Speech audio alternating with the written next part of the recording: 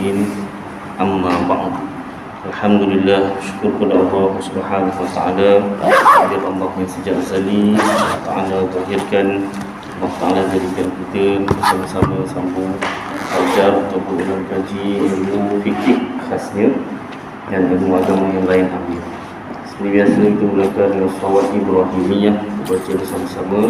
Allahumma salli ala Muhammad wa ala ali Muhammad kama sallaita ala Ibrahim wa ala ali Ibrahim wa barik ala Muhammad wa ala ali Muhammad kama barakta ala Ibrahim wa ala ali Ibrahim fil alamin innaka Hamidum Majid.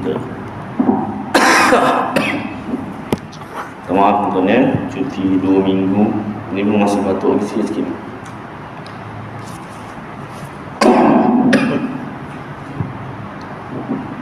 Baik, yang berusaha tuan mengurusi surau Al-Ihsan pengusahaan baru yang hormati tuan timbalan pengurusi surau Al-Ihsan ITK Sirau. Dan kasihi tuan-tuan imam, tuan-tuan jalan muslimin muslimat yang dirahmati Allah Subhanahu wa taala. Saya memang kesempatan ini mengucapkan selamat menyambut bulan Rabiul Awal, itu bulan kelahiran Rasulullah sallallahu alaihi wasallam. Jadi sempena bulan Maulid Rasul, suka untuk saya mulakan dengan satu sahaja rawi daripada 18 rawi daripada Maulid Barzanji. Maulid Barzanji ini dikarang oleh Sayyid Ja'far Al-Barzanji. Namanya Sayyid Ja'far Al-Barzanji itu tempat kelahirannya Barzanj di Iraq. Jadi macam kita, kalau kita asal Johor, bahasa Arabnya Jauhar. Kalau macam saya, Muhammad Nur Aidil Hakim bin Maliki Al-Jauhari. Sayyid Ja'far ini orang Barzanj, Iraq. Jadi itu dipanggil Sayyid Ja'far Al-Barzanji.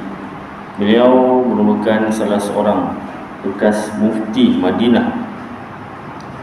Dan beliau mengarang syair ini bukan hanya menggunakan akal semata-mata, tetapi berdalilkan hadis-hadis Rasulullah SAW.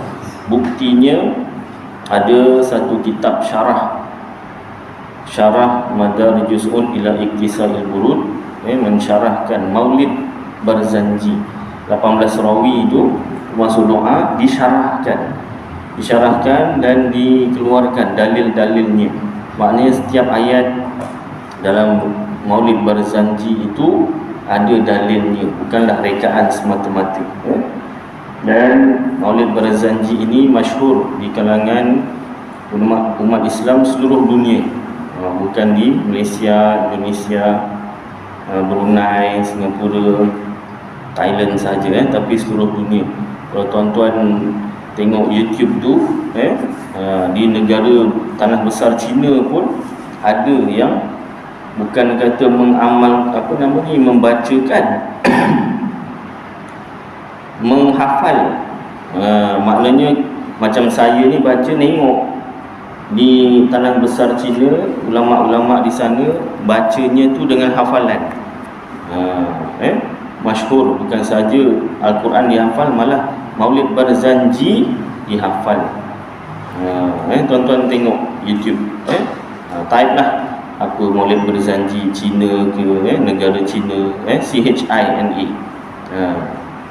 Nanti adalah rakaman tu kan. Kemain tuan-tuan, 18 rawi saya pernah bacakan Arabnya sahaja, tak termasuk ertinya. 18 rawi termasuk doa, tak berhenti 3 jam turut-turut. 3 jam itu dihafal semua 18 rawi. Saya entah bila nak hafal. Quran aja tak terhafal seluruhnya. Baik, jadi maknanya kita membacakan, mengamalkan Maulid Barzanji ini jangan sampai kita terpengaruh dengan golongan yang mengatakan Maulid Barzanji ini bid'ah yang haram. Bid'ah, ya betul, bid'ah maknanya Rasulullah SAW dan para sahabat radhiyallahu anhum ajma'in tak pernah membacakan Maulid Barzanji ini, mengarang Maulid Barzanji ini, tak pernah. Tetapi dia adalah bid'ah yang hasanah, bid'ah yang baik, perkara yang baik. Kenapa? Bila dibacakan, satu, teringat kisah hidup Rasulullah SAW sejak sebelum lahir sampailah wafat. Yang kedua, mengingatkan kita tentang fizikal, bentuk fizikal Rasulullah SAW.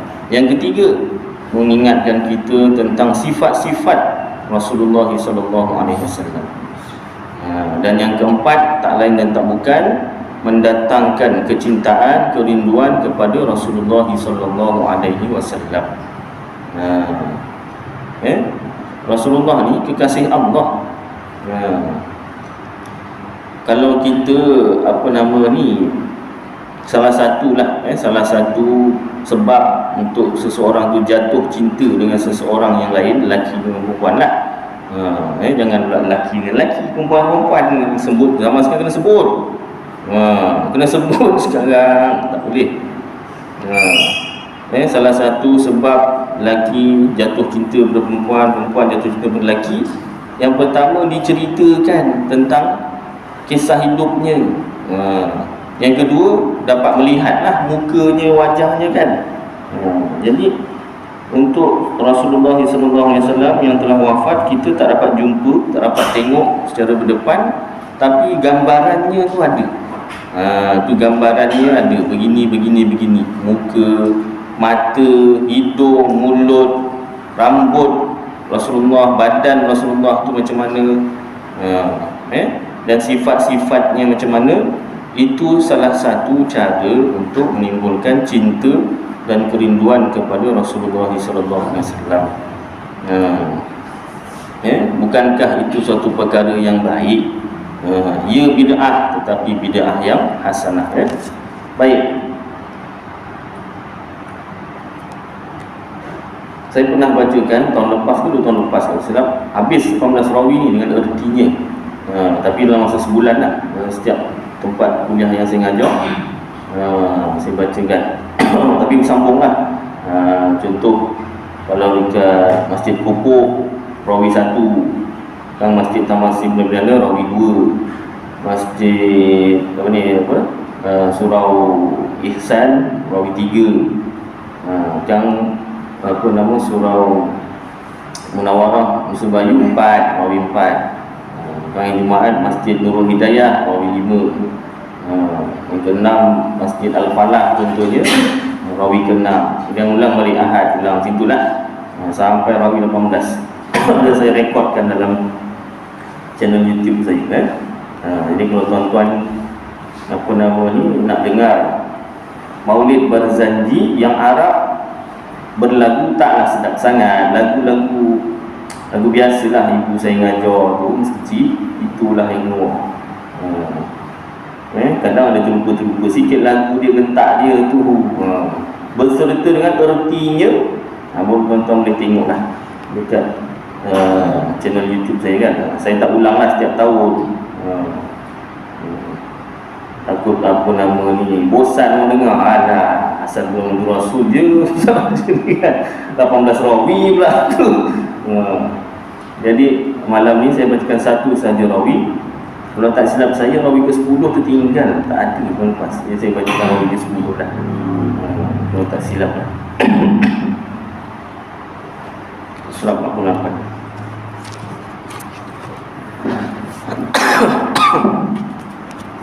Surah batuk pula. Allahumma salli wa sallim wa barik alaihi. Walamma balagha sallallahu alaihi wasallam 25 sanatan safara ila Busra fi tijaratil li Khadijatil Fatiyah. tatkala Rasulullah telah berusia 25 tahun, baginda bermusafir ke Busra bagi membawa barang dagangan Siti Khadijah, puteri bangsawan Quraisy. Wa ma'ahu gulamuha Maisaratu yakhdimuhu alaihi salatu wassalamu bima'ana. Kepergian baginda diiringi oleh hamba Khadijah yang bernama Maisarah untuk berkhidmat kepada Rasulullah sallallahu alaihi wasallam dan membantunya selama dalam perjalanan. Jadi saya nak timbulkan satu persoalan. Maisarah ni lelaki ke perempuan? Nanti tuan-tuan jawab. Nak jawab boleh, tak jawab pun boleh, tak apa. Biasa kuliah ni saya tanya, saya jawab. Sekolah tak boleh. Sekolah saya tak jawab rotan. Rotan pun tak boleh sekarang. Tak jawab diri je lah. Baik, nanti ada jawapan dia. Fanazala tahta syajaratil lada sawma'ati nastura rahibin nasraniyah. Dalam perjalanan, baginda berhenti seketika dan berteduh di bawah naungan pohon yang rindang berhampiran dengan sebuah rumah rahib Nasrani bernama Nastur. Pohon tu sampai sekarang ada lagi hidup. Masya-Allah ya Rabbil Karim. Kalau tuan-tuan ada rezeki boleh pergi doakan saya pun dapat pergi insya-Allah. Kalau sementara tu dekat YouTube ada orang dah ambil gambar pohon tempat berteduhnya Rasulullah sallallahu alaihi wasallam. Berdekatan dengan rahib Nasrani. Rahib ni kira dia punya father kan. Kalau agama Kristian, Nasrani tu Kristian. Tapi ini rahib yang pegang kitab Injil asal, bukan Bible yang dah diubah sekarang. Namanya Nastur. Fa'arafahu ar-rahibu idh mana ilaihi dhilluhal warifu wa awah. Dengan segera rahib itu dapat mengenalnya kerana dilihatnya bayang-bayang pohon itu memanjang untuk melindungi baginda dari sengatan panas mentari. Masya Allah. Rahib tengok, pokok ni tak akan merindang untuk tutup orang yang berteduh bawahnya daripada panas matahari, melainkan Nabi lah, Rasul lah. Boleh pegang kitab Injil asal memang disebut. Itu sebab Injil asal tu diubah. Pasal apa?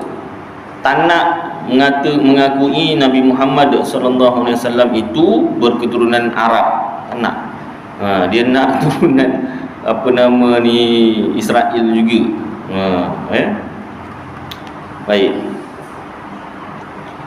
Wa qala ma nazala tahta hadhihi asy-syajarati illa nabiyyun dzu sifatin naqiyyah.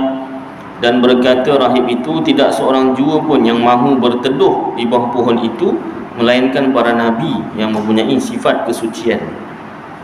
Orang lain tak ada nak berteduh, Nabi je lah. Kalau berteduh tu Nabi lah dia. Maknanya bukan sembarangan orang lah. Bukan siapa-siapa berteduh jadi Nabi, tak. Orang lain tak akan berteduh. Kalau ada yang berteduh tu, dia Nabi lah tu. Wa rasulun qad khassahu Allah ta'ala bil fadail. Macam mana lagu dia lupa? Nakiyah. Wa rasulun qad khassahu Allah ta'ala bil fadail wa habah. Macam tinggi sangat, tak apalah. Dan para rasul yang telah diberi keistimewaan oleh Allah dengan sifat-sifat utama, Nabi dan Rasul. Thumma qala limaisarata fi ainaihi humratu istizharan lil alamatil khafiyah. Kemudian rahib itu bertanya kepada Maisarah, adakah pada kedua-dua matanya terdapat sedikit tanda merah? fa'ajabahu bina'am fahaqqa ladaihi ma dhannahu fihi wa tawakha. Maka Maisarah menjawab, ya, kini sungguh yakinlah rahib itu bahawa sangkaannya adalah betul. Ini jawapan kepada Maisarah tadi, lelaki ke perempuan. Fa'ajabahu, fa maka ajabah telah menjawab, hu olehnya, nya dekat situ untuk lelaki. Jadi maknanya Maisarah ini nama lelaki. Orang Malaysia letak nama anak perempuan Maisarah. Minta maaf kalau tuan-tuan ada anak perempuan nama Maisarah, minta maaf itu kekeliruan lah. Ingat asal ada rah belakang, ada H belakang perempuan. Khadijah, Fatimah, Aminah, Maisarah. Bila Maisarah mesti perempuan lah kan. Rupanya Maisarah laki. Nama khadam Siti Khadijah. Baik. Tapi kalau dah tu nama kena tukar Ustaz, tak apalah. Ada juga lelaki nama Suhaili kan. Dr. Suhaili. Ada juga. Tak apalah. Cuma pemahaman Maisarah tu adalah perempuan, salah lah. Maisarah tu yang asalnya nama lelaki, khadam lelaki Khadijah. Tapi tak salah menamakan anak perempuan dengan Maisarah, taklah sampai haram, tak. Wa qala limaisarata la tufariqhu wa kum ma'ahu bisidqi azmin wa husni tawiyah. Kemudian rahib itu menasihati Maisarah agar Maisarah tetap mendampinginya serta mengawalnya dengan waspada dan berlaku baik padanya.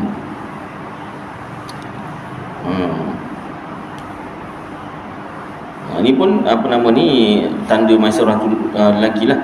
La tufariqhu. Kalau perempuan la tufariqihu. Kalau yang tadi fa'ajabathu. Kalau untuk perempuan tapi ini bahu, fa'ajabahu, maka lelaki. La tufariqhu. Baik. Fa innahu mimman akramahu Allah Ta'ala bin nubuwati wajtabah.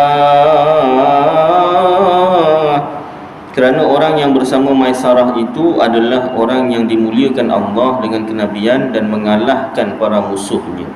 Summa ada ila Makkah fara'athu Khadijatu muqbilan wa hiya baina niswatin fi Ilyah.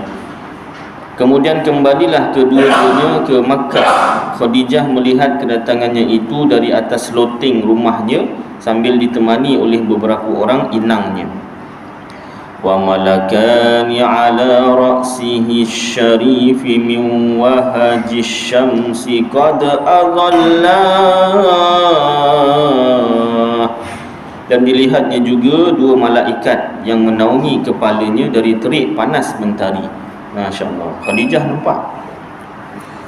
Wa akhbaraha Maisaratu bi annahu ra'a dhalika fi safari kullihi wa bima qala lahu ar-rahib wa awda'ahu ladaihi minal wasiyyah. Kemudian Maisarah menyampaikan pada Khadijah bahawa dia juga ada melihat keadaan seperti itu dalam segenap perjalanan mereka, dan diceritakannya pula apa yang dikatakan oleh Rahib Nastur serta pesan-pesan Rahib itu kepadanya.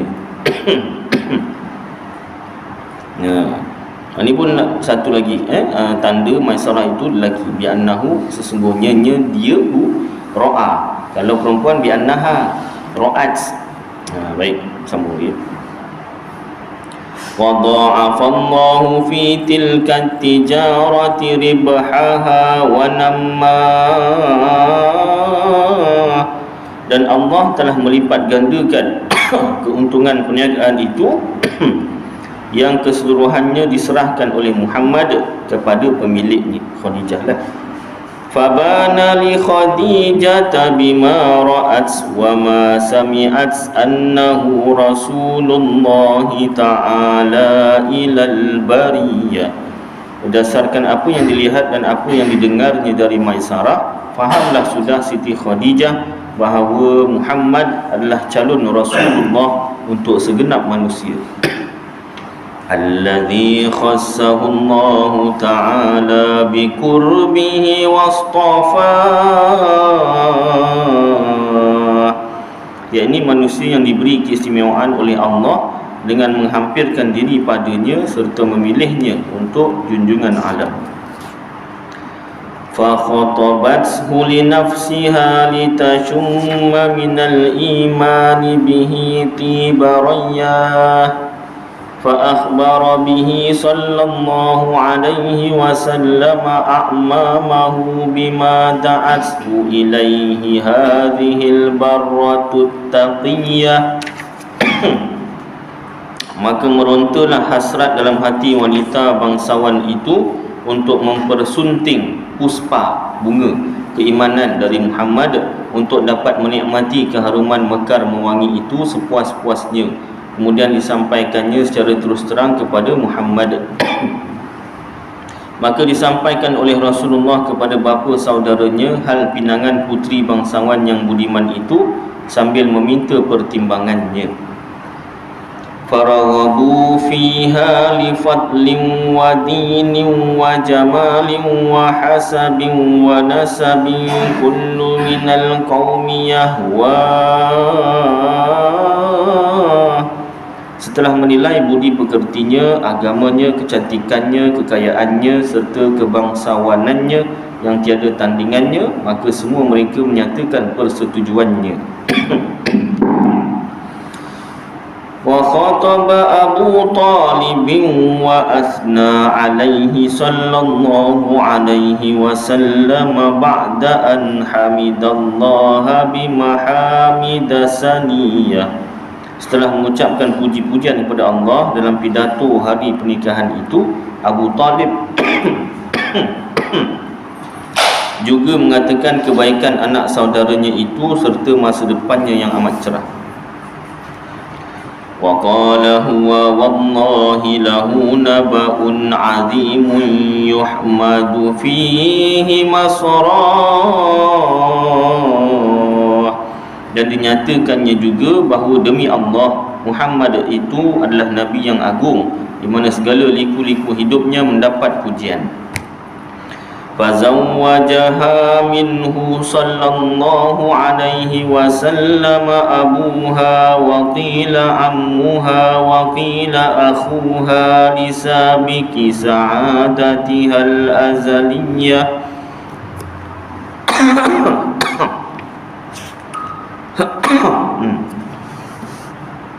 Dan diijab kabulkanlah Rasulullah dengan Siti Khadijah oleh bapanya, Abu Khadijah. Ada juga yang mengatakan oleh saudaranya, adik-beradik Siti Khadijah, bagi mencapai kebahagiaan yang tiada taranya. Wa auladaha kulla auladihi sallallahu alaihi wasallam illa alladhi bismil khalili samma. Awal sangat dia punya tinggi tu, patut lambat sikit, tapi tak apalah. Segala putera Khadijah adalah putera baginda Muhammad sallallahu alaihi wasallam, melainkan seorang putera yang namanya sama dengan nama Khalilullah, yakni Ibrahim. Jadi Khadijah ada anak, salah seorangnya bukan anak dengan Rasulullah, yang lain semua anak dengan Rasulullah sallallahu alaihi wasallam. Attirillahumma qabrahul karim bi'arfi syadiyyin min salatin wa taslim. Allahumma salli wa sallim wa barik alaihi.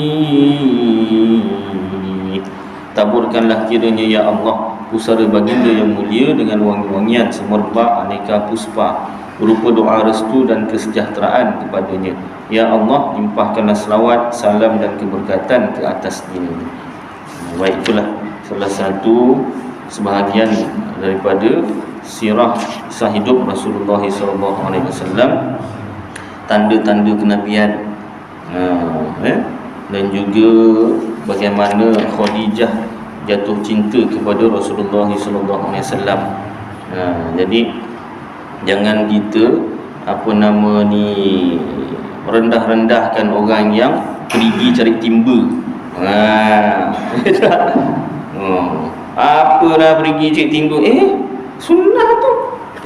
Awak tak dapat. Tak ada pergi nak cari awak. Tak. Untung ada orang pergi cari dia, ke tak? Jadi jangan kita rendah-rendahkan satu, dan banyaklah pengajaran yang lain yang tersirat dalam setiap kisah hidup Rasulullah SAW. Baik, sebelum kita teruskan pembacaan kitab Nama Penuntut, suka untuk saya kongsikan kelebihan ilmu daripada kitab Al-Jawharul Mawhub wa Nafihatul Qulub bagi Syekh Ali bin Abdul Rahman Al-Kelantani, ulama Kelantan, yang telah beliau nukilkan dari kitab Lubabul Hadis, kitab Saripati Hadis bagi Syekh Al-Alim Al-Alamah Jalaluddin Abdul Rahman As-Suyuti, Imam Suyuti. Asalnya kitab ini Jawi, dialih ke tulisan Rumi oleh Ustazah Nur Ain binti Abu. Ke surat 17 dah 12 dah, surah 18.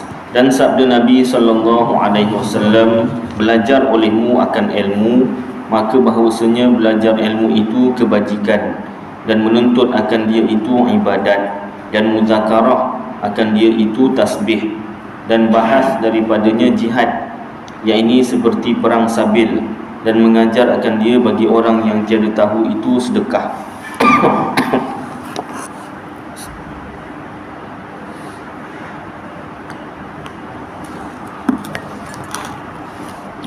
Dan daripada Nabi SAW bersabda, bikurang mafhumnya, adalah bagi Allah Ta'ala pada tiap-tiap hari dan malam 1000 rahmat, 999 bagi ulama dan bagi segala orang yang menuntut ilmu, dan rahmat yang satu bagi segala manusia yang lain daripada mereka itu. Masya Allah. Dan sabda Nabi SAW, al-ilmu khazainu mafatihuha as-su'alu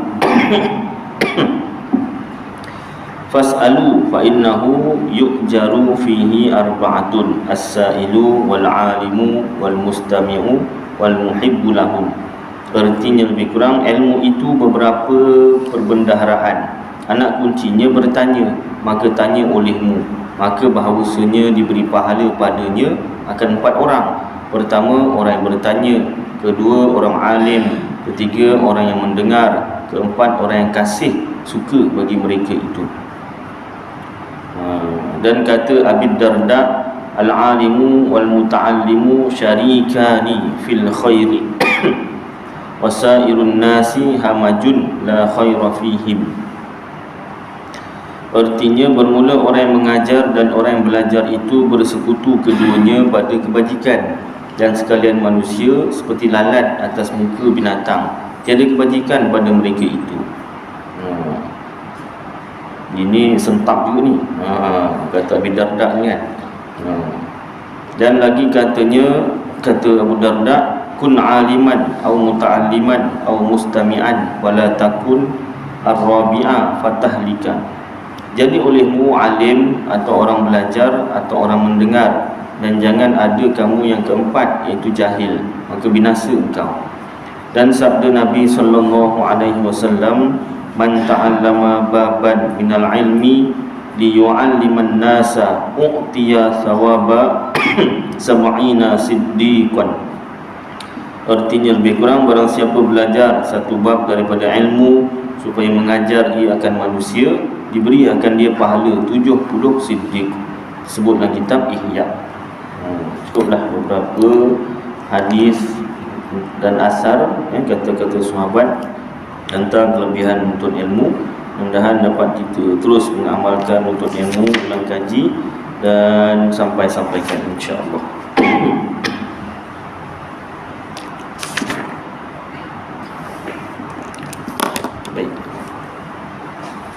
Mari kita sambung pembacaan kitab Idaman Penuntut pada menghuraikan yang kusut ilmu fikih oleh Al-Haji Abdul Ghani bin Al-Haji Yahya, penggal yang kedua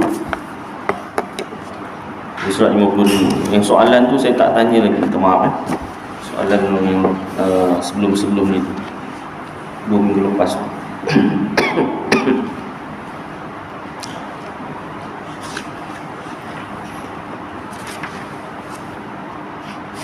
Baik, di bawah tajuk Babul Ariyah.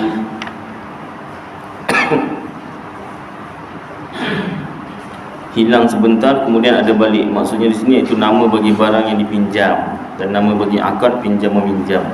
Jadi bab ini menyatakan hukum pinjam meminjam barang. Baik. Jika seorang berkata, surat 52 bawah sekali.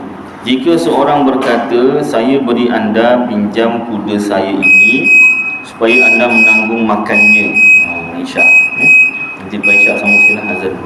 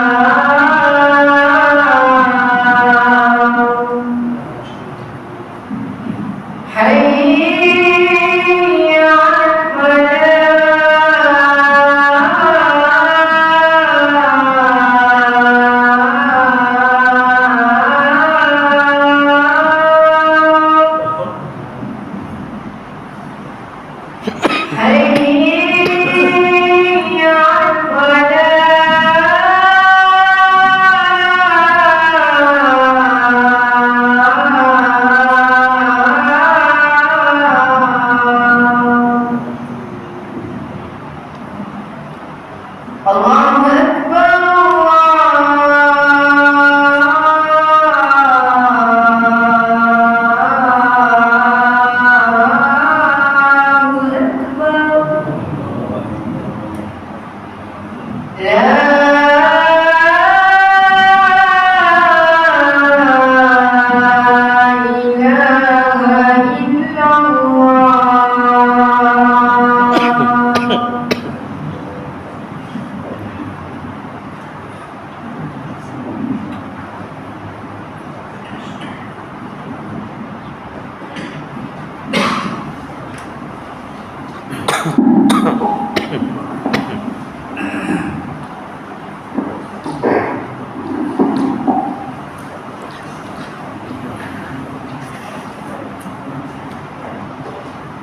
Baik, disambung Jika seorang berkata, saya beri anda pinjam kuda saya ini supaya anda menanggung makannya, atau supaya anda pinjamkan kuda anda kepada saya.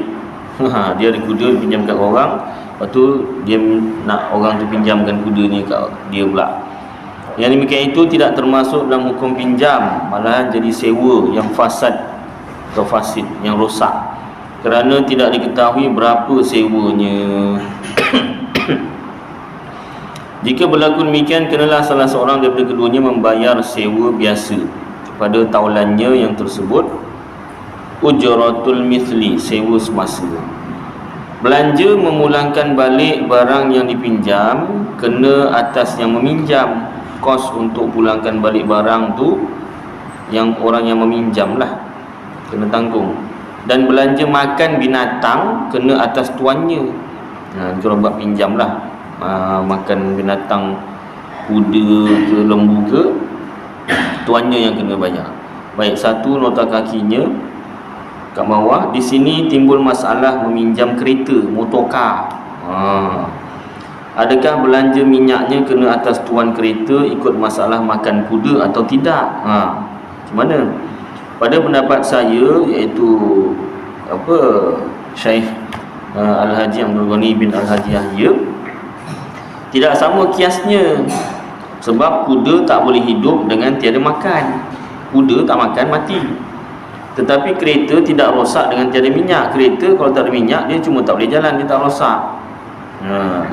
Jadi barang siapa yang berkehendak akan manfaatnya nak pakai kereta, kenalah ia membeli minyaknya, peminjam lah. Kecuali tuan kereta suka hendak berderma atau berbudi, itu lainlah cerita. Asal hukum hak tu yang meminjam kereta lah kena bayar minyak kereta, nama pun pinjam. Barang atau benda pinjaman itu adalah amanah atas tanggungan yang meminjam. Amanah. Jika berlaku kerosakan atau binasa dengan kegunaan yang diizinkan, tiadalah wajib ia mengganti kegunaan yang diizinkan. Seperti kain pelikat contohnya, dipinjam untuk dipakai, maka kurang airnya, zatnya, benangnya hilang, selai benangnya, hingga habis, sampai habis benangnya. Macam mana pakai tahulah. Tapi lamalah juga tu pinjamnya tu kan, hingga habis. Tiadalah wajib ia kena mengganti. Ikut hukum macam tu. Tetapi kalau kena curi atau terbakar atau sebagainya, nescaya wajib atasnya mengganti. Kenapa pula? Kerana tidak termasuk dalam jumlah kata pakai yang diizinkan. Kain bukan untuk dibakar, jadi itu bukan pakai yang dibenarkan. Kenalah ganti. Jika digunakan pada yang lain daripada yang diizinkan sekalipun, jika digunakan pada yang lain daripada yang diizinkan, itu kena ada koma, sekalipun tidak dengan cuai atau taksir, seperti kena sakit atau bencana alam ni, bencana alam, wajib atas yang meminjam kena mengganti, sebab dia bukan digunakan pada yang lain daripada yang diizinkan. Baik, tiada wajib atas yang meminjam mengganti barang yang dipinjam daripada orang yang menyewa dengan sewa yang sah. kerana yang meminjam itu sebagai pengganti daripada orang yang menyewa, sedangkan ia tidak wajib mengganti jika berlaku kerosakan. Itulah juga penggantinya. Orang menyewa lah kena, ya. Tetapi jika sewaan itu fasad atau fasid, rosak, maka wajib atasnya mengganti, kerana penyewa yang memberi pinjam itu sendiri pun memang wajib atasnya kena mengganti. Selain daripada pinjaman, begitu juga hukumnya sekiranya binasa binatang yang diserahkan kepada wakil untuk membuat sesuatu pekerjaan, atau binasa binatang yang diserahkan kepada seseorang untuk mengajar binatang itu berjalan dan sebagainya, tiba-tiba binasa binatang itu, seperti patah kaki atau sebarang cedera sekalipun, luka sekalipun mati, tiadalah wajib atas mereka kena mengganti. Awak dah wakilkan, jadi dia cuma menjalankan tugas. Jadi masa menjalankan tugas tu, binatang tu ni tak kena gantilah. Baik, ada banyak lagi misal-misal, contoh-contoh, dan contoh-contoh dalam bab ini saya tiada sebutkan. Memadalah dengan kaedah yang ringkas, cara yang ringkas, iaitu orang yang meminjam boleh menggunakan manfaat barang apa yang diizinkan atau yang kurang daripadanya oleh peminjam, melainkan ada larangan daripadanya. Umpamanya tanah yang dipinjamkan dengan izin kerana bertanam gandum atau padi, tidak boleh ditanam ubi. Tetapi jika izin tanam ubi, boleh ditanam gandum atau padi, kerana iaitu kurang daripada yang diizinkan. Maknanya tanam ubi tu lebih banyak manfaatnya daripada gandum dan padi. Dalam kitab sebut itu. Dan tanah yang diizinkan kerana bangunan tidak boleh ditanam pokok kayu.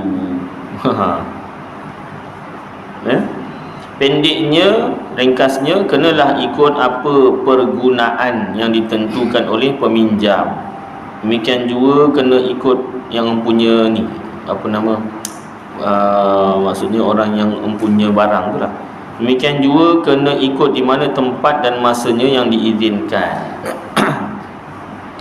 Pinjaman itu adalah suatu akad yang harus boleh bagi kedua-dua pihak, maka haruslah salah seorang daripada peminjam dan yang meminjam fasakh atau cancel, tarik balik, sama ada pinjaman yang mutlak yang tiada ditentukan masanya pada bila-bila masa, bagaimana cara yang dilakukan pada wakalah, wakil, dan kedudukannya, kecuali dalam masalah meminjamkan tanah kerana menanam mayit yang dihormati.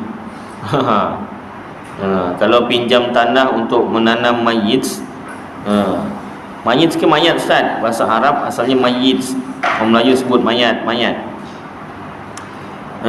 Maka peminjam tak boleh tarik balik di tempat yang ada mayit itu. Dan yang meminjam pun tak boleh memulangkan balik, kerana sudah jadi lazim, jadi mesti, tidak harus lagi, hingga mayit di dalamnya sudah hancur, kecuali ajbud zambi, barulah boleh dikembalikan kerana menghormatkan mayit atau mayat. Satu nota kaki bawah tu, ajbud zambi itu satu punat yang kecil seperti biji sawi, yang kecil betul lah biji sawi, seperti biji sawi, duduknya di ekor tongking manusia hujung. Ia berkelip-kelip di waktu malam. Kita tak nampak lah. Sukar hendak dapat dilihat kerana terlalu halus. Baik. Jadi kalau ada masalah tentang pinjam meminjam, lupa, semaklah balik kitab. Kalau kena pada kaedahnya, cara syarat si peminjam, mana yang mempunyai barang ataupun yang meminjam. Cukuplah kerana tonton, mudah-mudahan apa yang kita baca dan dengar jadi manfaat untuk diri dan tuan-tuan, dapat kita amalkan dan sampaikan insya-Allah. Aku qauli hadza wa astaghfirullahal azim li wa lakum ولسائر المسلمين والمسلمات والمؤمنين والمؤمنات فاستغفروه ويا فوز المستغفرين ويا نجاة التائبين. صلى الله تبارك وتعالى على خير خلقه سيدنا مولانا محمد وعلى آله وصحبه وبارك وسلم. سبحان ربك رب العزة عما يصفون، سلام على المرسلين والحمد لله رب العالمين. تقبل الله منكم.